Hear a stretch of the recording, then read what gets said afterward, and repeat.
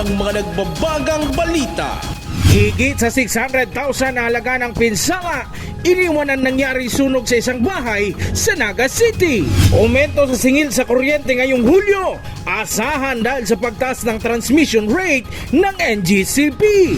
Viral na lalaking naglabas ng replika ng baril at nakaalitan, pinatawag sa barangay. Mga kababaihan sa Kamaligan, binipisyaryo ng medical mission ng provincial government ng Kamsur.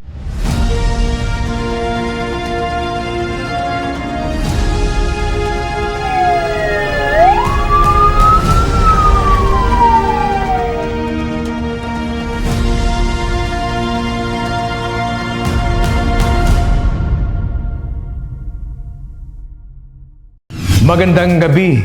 Narito ang mga maiinit na balita sa Camarines Sur. Inaghahanda ng Camarines Sur 2 Electric Cooperativo Casureco 2 ang mga consumer sa muling pagtaas sa singil sa kuryente ngayong buwan. Dahil yan sa tumaas na transmission rate ng National Grid Corporation of the Philippines o NGCP. Si Jem Garcia sa detalye.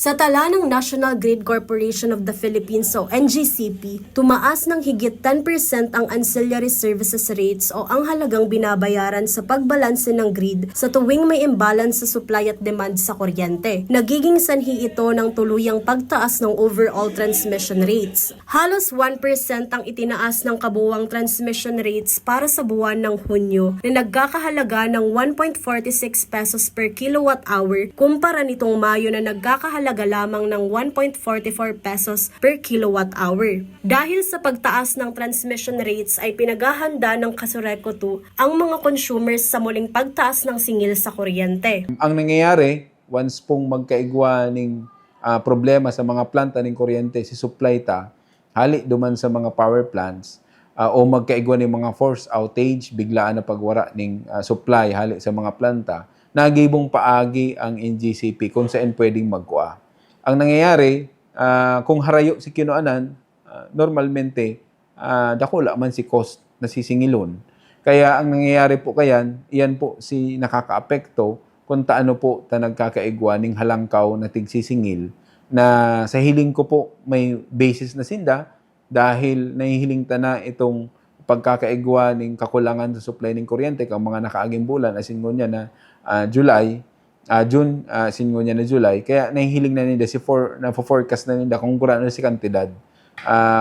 Kung 10% yan, medyo dakula po ang epekto kaini kung sakali sa satuyang mga consumer na pwedeng makaapekto ining maabot na July power rates ta. Kaya mag-anticipate kita siguro dahil may mga pronouncement na ahead of time na nahihiling kita para at least makaapekto duman sa paglangkaw kang rates. Nitong Hunyo, higit sa 12 pesos per kilowatt hour ang residential rate ng Casureco na mabigat na pasanin sa consumers tulad ni Angelina Florendo. Dismayado si Angelina dahil hindi pa nga umano sila nakaka-recover sa mataas na bayarin. Nitong nakaraang buwan ay may nakaamba na namang aumento sa singil sa kuryente. Wa-epek din umano ang kanilang pagtitipid sa pagkonsumo ng kuryente. Dahil man po ako makakasabi kan matipid sa kuryente ang oras po baga niyan mainiton, grabe ang init. Sa kaning may ikaw ng aki ko, pag dahil siya nakaanong electric pan. Ang electric pan ko nga ma'am, sadit na sana. Tayo ang tinitipid ko talaga ang kuryente, sadit lang electric pan ko. Samantala, ngayong sunod-sunod ang pagtaas sa singil ng kuryente ay nagpaalala ang pamunuan sa maayos na paggamit ng kuryente. Umaasa rin umano sila na bababa na ang singil sa susunod pang buwan. Jem Garcia, CSN. Iniimbestigahan pa ng Bureau of Fire Protection ang mitsa ng sunog na sumiklab sa isang bahay sa Naga City. Madaling araw kanina. Higit sa 600,000 pesos na halaga ng pinsala sa ari-arian. Iniwan ng sunog. Si Jan Amador sa detalye. Nagngangalit na apoy ang sumiklab madaling araw ng July 16 sa isang residential building sa Barangay San Felipe sa Naga City. Agad na inupula ng mga bumbero at fire volunteer ang sunog na umabot sa unang alarma. Initially, tatlong truck agad yung ating pinaresponde and nakapag-verify tayo agad. ano lang, pagdating natin sa area, since medyo late na yung ating caller, yung pagka-receive natin ng information, almost totally gutted na yung structure. Ang involved establishment natin is residential area. Ito ay pagmamayari ni isang senior citizen, 78 years old, Isabel Kasindan. Ayon sa paunang investigasyon ng BFP, posibleng napabayaang lutuan at faulty electrical wiring ang naging mitsa ng sunog. Higit sa 600,000 pesos naman ang halaga ng iniwang pinsala ng sumiklab na sunog. Meron tayong dalawang tinitingnan na anggulo sa ating fire incident. Una is yung nagluluto gamit ang wooden feed stove kasi according to witness which is neighboring resident sa ating involved fire incident kaninang madaling araw, itong ating owner ng establishment is nagluluto siya ng pagkain ng aso every day, lalo na sa gabi o bandang hapon. And isa yan sa ating tinitingnan. And isa pa, mayroon tayong mga nakuhang prints sa palatandaan na mayroong continuity ang ating power supply nung araw nung gabi, nung oras na nangyari ang sunog. Which is isa sa ating mas binibigyang din sa ating investigasyon. Doon po nakatuon ang ating investigasyon, although under investigation pa. Mayroon tayong damage assessment as per BFP SOP memorandum natin sa ating operational manual. Mixed occupancy po kasi ito. Yung ibang portion is concrete at yung iba naman ay light combustible materials. Ang ating total assessment is more or less to 615,000. Wala namang nasaktan sa insidente. Paulit-ulit na panawagan ng BFP sa publiko na maging alerto at bantayan ang mga posibleng pagmulan ng sunog. Jan Amador, CSN. Sunod-sunod ang ikinasang operasyon kontra illegal na droga sa Camarines Sur sa nakalipas na 24 oras. Nagresulta yan sa pagkakasamsam ng higit sa 4 million pesos na halaga ng hinihinalang shabu. Si Jan Amador sa detalye. Sunod-sunod ang iginasang bypass operation ng mga otoridad sa iba't ibang lugar sa Camarines Sur sa nakalipas na 24 oras. Higit 4 na milyong halaga ng droga ang nakumpiska ng mga otoridad sa magkakahiwalay na operasyon. Sa Pili Camarines Sur, tiklo sa operasyon ng PIDEA Camsur, ang tatlong kalalakihan na kinilalang sina alias Chard 38, Isko 33, isang security guard, at alias Lito 55 taong gulang nitong July 15, Miyerkules sa Barangay Palestina, Pili Camarines Sur. Nabawi sa mga suspect ang nasa 550 grams ng hinalang shabu na aabot sa 3,740,000 pesos ang halaga. Sa parehong araw pasado alas 5 ng hapon, huli rin sa parehong operasyon sa Barangay Umbaw Pulpog sa bayan ng Bula si alias Momon, isang pintor. Nakumpiska sa suspect ang higit sa 5 gramo ng shabu na nagkakahalaga ng 34,680 pesos. Madaling araw naman ng July 16, Huwebes nang nalambat din sa parehong operasyon si alias Mark, 35 taong gulang sa Barangay San Isidro kung saan nakumpiska ang nasa 205 grams na may halagang 1,394,000 pesos. Sa ngunyan po, si Satuyan suspect, yaon po dyan, pinamedikalan tana, dinaratan na po sa hospital, and then titigahanda na po ang maninigong mga papel para maipalita po ang kaso. Pag violation po kang 9165 o Dangerous Drug Act of 2002, violation po kang Section 5, sealing. Yan po ang satuyang ipapail na kaso laban sa iya. Malaking bagay umano na nasa wata ang nasabing tulak ng illegal na droga at naiwasang maikalat pa ang mga dala nito. Continuous naman ang ating anti-illegal drugs campaign. Bali, inaigting natin lalo ang demand reduction and supply reduction. Ang demand reduction, ito yung ginagawa ng mga kapulisan natin na nagkakandak tayo ng symposium, drug awareness program sa barangay, sa schools, at sa ibang mga ahensya na kung saan prevention kumbaga. Kung paano maiwasan ito, anong masamang dulot nito. Then sa supply reduction naman, yan yung mga drug operation natin tulad ng bypass operation, search warrant. Pare-pareho maharap sa paglabag sa RA 9165 ang mga nahuling suspect. Jan Amador, CSN. Isa sa mga plataporma noon ni Pangulong Bongbong Marcos sa kanyang kampanya ang Benteng Bigas. May nabibili ng bigas sa halagang yan, ngunit piling sektor pa lang ang nakakabili. Mataas pa rin ang presyo ng bigas sa mga merkado. May ulat si Jem Garcia. Napatunayan na natin na kaya na natin ang 20 pesos sa bawat kilo ng bigas nang hindi malulugi ang ating mga magsasaka.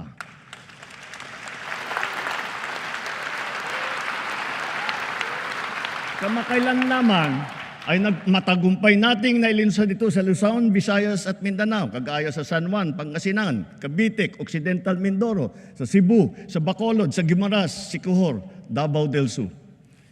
At dahil sa ilalaan nating 113 bilyong piso upang palakasin ang mga programa ng DA, ilulunsad na natin ito sa buong bansa sa pamamagitan ng daan-daang kadiwa store at center sa iba't ibang lokal ng pamahalaan.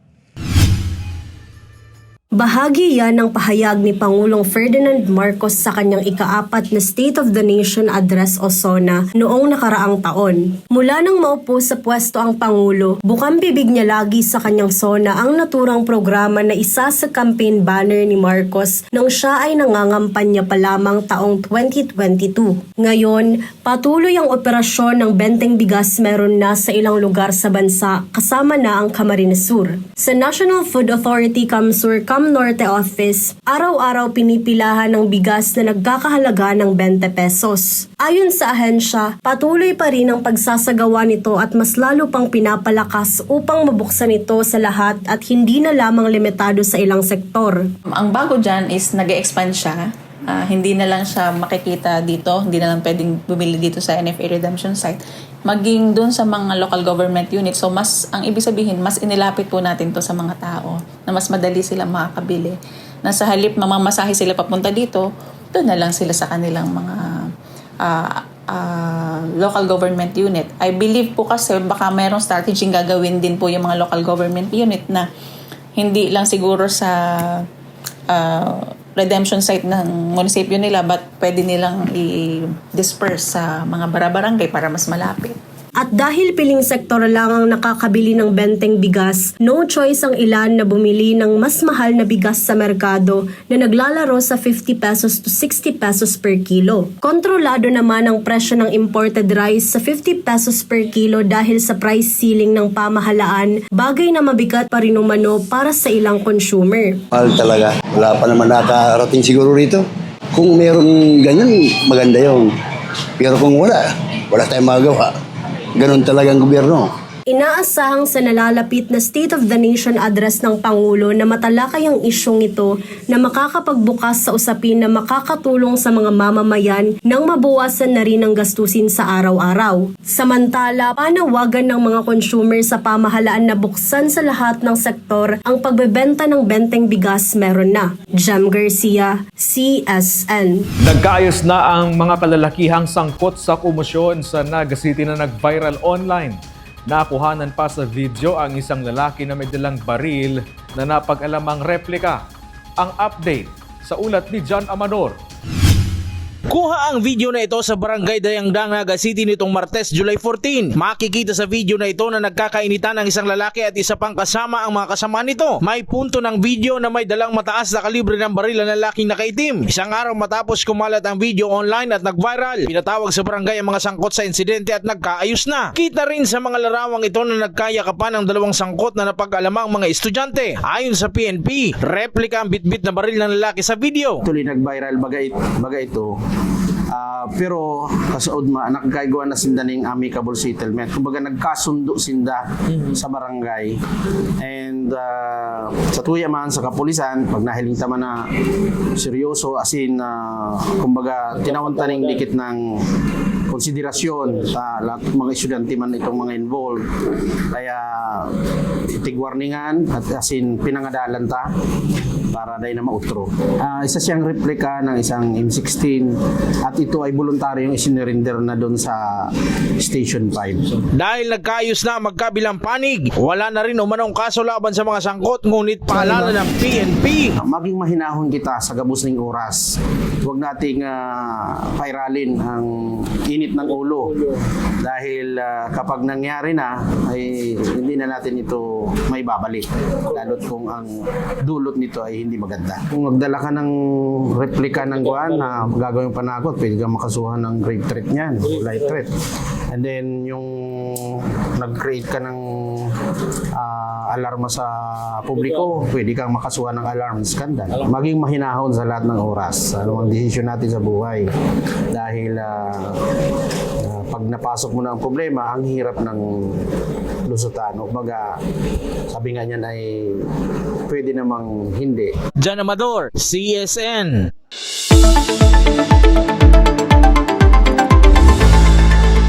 Papatuloy ang magandang panahon sa kadikulan na maaring ma-extend ngayong darating na weekend.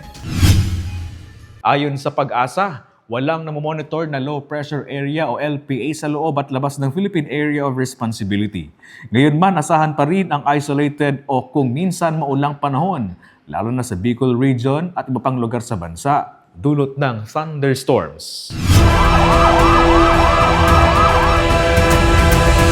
Kumpirmado sa resulta ng crime laboratory ng Philippine National Police na marijuana ang natagpuan sa abandonadong irrigation building sa barangay San Isidro, Bula, Camarines Sur nitong Martes, July 14. Ayon kay Police Captain Junel Seya, hepe ng Bula PNP, napapansin na noon ng mga residente ang kakaibang halaman sa bubong ng irigasyon na nasa lilim ng puno ng mangga sa lugar. Walang kamalay-malay ang mga residente na marijuana pala ang naturang mga halaman na mas naging exposed matapos maabot ang maturity stage. Ayon sa PNP, may taas na nasa 8 to 10 feet ang 7 marijuana na itinanim sa sako at gulong ng sasakyan. Posibleng ginamit umano ng suspect ang bubong ng abandonadong irrigation building bilang taguan ng mga halamang marijuana sa pag-aakalang hindi ito mapapansin ng mga residente. Patuloy namang iniimbestigahan at tinutukoy pa ng Bula Police kung sino ang nasa likod ng insidente. Nagtungo sa barangay Dugkal sa bayan ng Kamaligan, Camarines Sur ang Women's Wellness on Wheels ng PHO Camsur. Hindi yan pinalampas ng mga soon-to-be mommies, lalo na ang libreng ultrasound. May ulat si Regine Bue. Libreng ultrasound, laboratory test at check-up ang inihatid ng Provincial Government of Camarines Sur sa mga residente, lalo na sa mga pregnant mommies sa pamamagitan ng Women's Wellness on Wheels o WOWBA sa Barangay Dugkal, Kamaligan. Labis ang pasalamat ng mga benepisyaryo dahil hindi na nila kailangang gumastos para sa mahalagang serbisyong medikal tulad ng ultrasound, mga laboratory test at regular na check-up. May libreng gamot rin matapos ang konsultasyon. Ngayon po excited kasi pa-ultrasound kaming libre lang. Kung tabang ka, syempre pag mapaano ka pa sa may bayad po. Tapos digdi libre lang po. Tapos may mga kaipuan pa para sa may mga araw kayan na kompleto na po. Salamatun po dahil dakula pong tabang sa mga bados po, saka sa mga kababaihan na araw kaniyo, nakaabil po kami mga libre. Kulang tabang na po siya, saka libre na, dahil na po mabayad sa Naga. Maray po nga sa igo kaniyo, digdi. Sa Camarines. Hindi lamang ang mga buntis ang nabigyan ng dekalidad na serbisyong medikal dahil bukas sa lahat ng residente ang mga medical services na hatid ng Provincial Government of Camarines Sur. Isinagawa rin ang yakap registration ng PhilHealth upang mas mapadali ang pagpaparehistro ng mga mamamayan nang hindi na kailangang lumayo pa sa kanilang komunidad.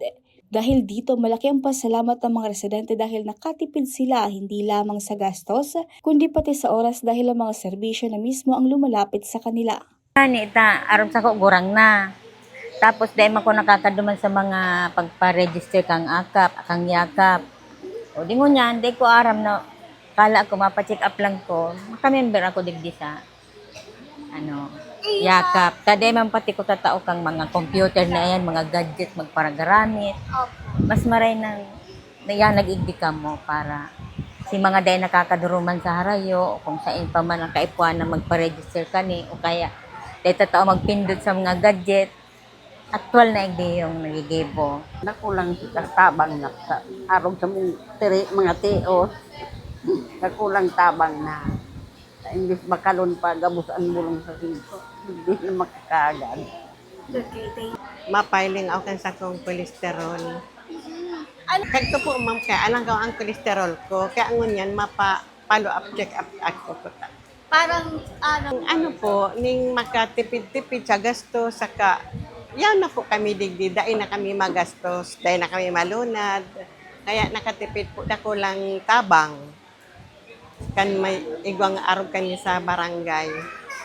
Maliban sa WOW Bus, patuloy din ang pag-iikot ng iba pang healthcare asset ng probinsya upang maihatid ang mga serbisyo medikal sa iba't ibang barangay lalo na sa mga malalayong lugar.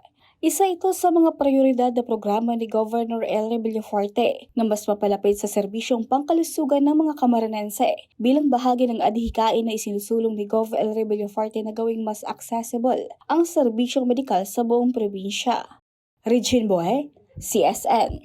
Finishing touches na lang ang ginagawa sa Building 2 ng Camsur School of the Future sa Capitol Complex.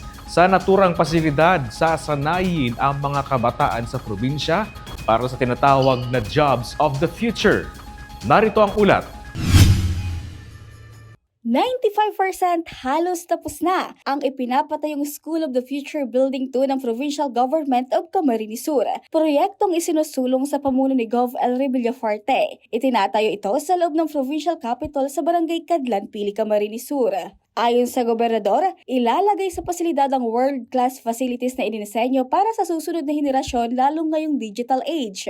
Sa nalalapit na pagtatapos ng konstruksyon ng School for the Future Building, inaasahan ditong matututo at hahasain ng mga mag-aaral ng mga makabagong teknolohiya, kabilang ang artificial intelligence, digital technology, cybersecurity, data analytics at iba pang future-ready skills na lalong kinakailangan sa halos lahat ng industriya. Skills na kung tawagin ng gobernador na jobs for the future. Layunin ng proyektong ito na matiyak na hindi mapag-iiwanan ng mga kabataan ng Camarines Sur at maging handa silang makipagsabayan at manguna sa mundo ng digitalization at advancement. Regine Boe, CSN. At yan ang mga maiinit na balita ngayong araw sa Camarines Sur. Kami ang Camsur News. Ako po si Chris Novello. Diyos mabalos sa pagtitiwala.